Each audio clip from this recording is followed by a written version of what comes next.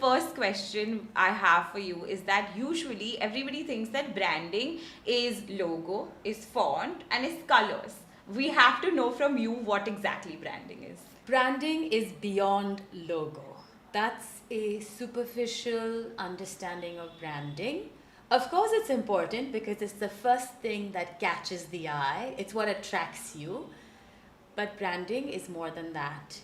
Fundamentally, branding is what you stand for as a business, as a person, as a country, as a football club. It could be anything that has a name. When you give it meaning and you communicate that meaning, and enough people understand it in a similar way, then you have a brand. Okay. You can also say that it's about associations. Aleena, when I say Aleena or social media dissects, what are the first few things, associations that people have? When lots of people are saying great podcast, provocative, funny, in depth, then you know you have a brand. So fundamentally, branding is about thinking about what you want your brand to stand for and then signaling it to the world so that your audiences understand the brand in the same way. Understood. Are there any key pointers that we have to keep in mind before creating a brand identity? Yes. Number one, what is it that you want to be famous for? Okay. Everything that you create, whether it's a podcast or you start a line of juices or you're starting a new beauty brand, there are hundreds and thousands of those in the world. So what is that unique thing that your brand or your business is going to stand for? So honing in on what we call USP, unique selling proposition, or the onlyness.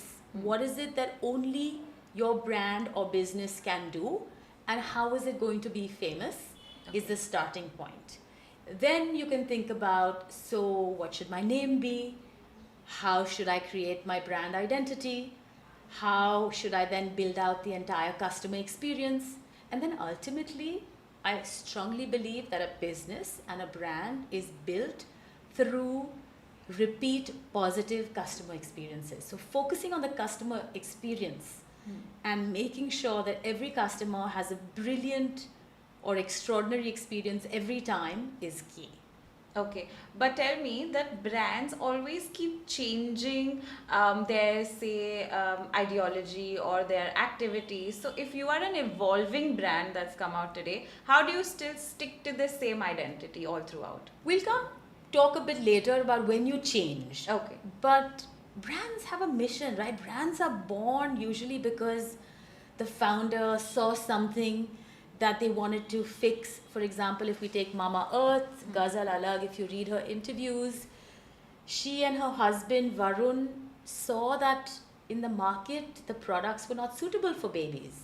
And that drove them to create a brand. And so that becomes the North Star for the Mama Earth brand, right? That to create safe products that parents would, very lovingly buy for their children, and that drove the whole philosophy of it.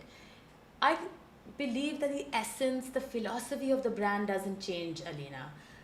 Rarely that changes, but the tactics of how you are relevant to different audiences, how you communicate, the campaigns that you create, that can change.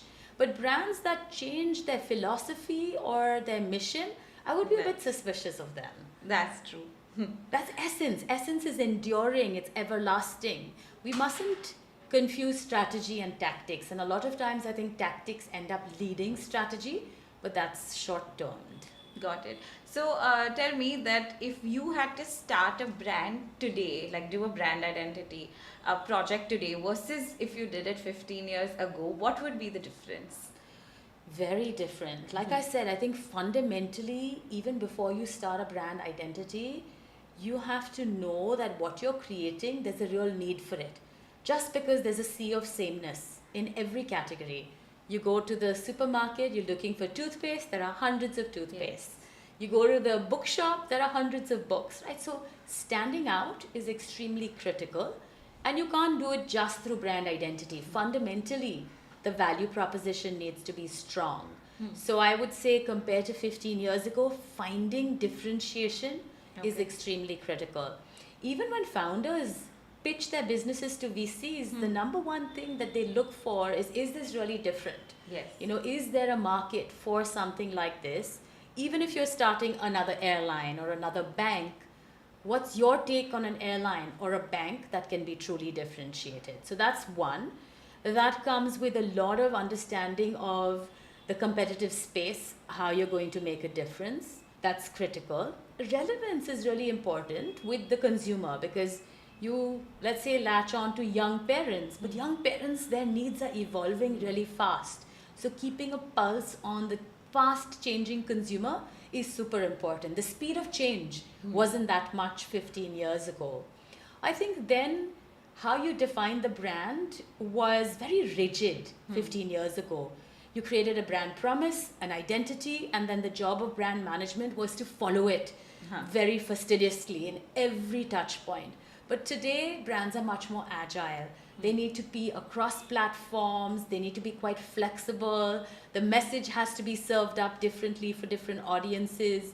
So that agility needs to be inherently baked into brand management. And so when you think about brand guidelines and brand strategy, it's much more of a playbook that's something that's set in stone. I think I've had this incident where I worked with a lot of brands that were older, and say hospitality I worked with, and they were very rigid in terms of their brand guidelines, and they said, no, we have to follow this to the T. And I said, no, but your consumer is changing, which is why I need to move away from this and kind of do different campaigns. And I remember that the entire team, which was 50 plus years old, and I was the only 23-year-old in that room, and I said, no, but your 1-minute videos, 2-minute videos about the hotel are not going to work. You need to make them 15 seconds each and split it into 4. And I said, give me one chance to do it, and I will show you that it's better. And then I had to back it with data, and then they started kind of trusting me. So then that brand guidelines, so how important is that to follow today? It is important because at the end of the day, everything that you do on behalf of the brand builds recognition for the brand. But as I said, the flexibility has to be there as well. So the essence, as long as you don't fundamentally alter the essence or what the brand stands for, you can do as much as you want with campaigns. I mean, take Dove, for example. They've stood for real beauty for more than 20 years. But each time, the campaign is so innovative, so different. They're touching on a different aspect of a beauty or a gender stereotype that they want to, demolish. And so it's very, very interesting. That's a good example where the identity of the brand, that purity, the dove, the blue and the gold, I can close my eyes and think about the visual inventory of the brand. That hasn't changed, but how Dove is experienced from teens to older women has changed dramatically. And I think they've moved with the times in terms of social media and how they interact. So you're absolutely right.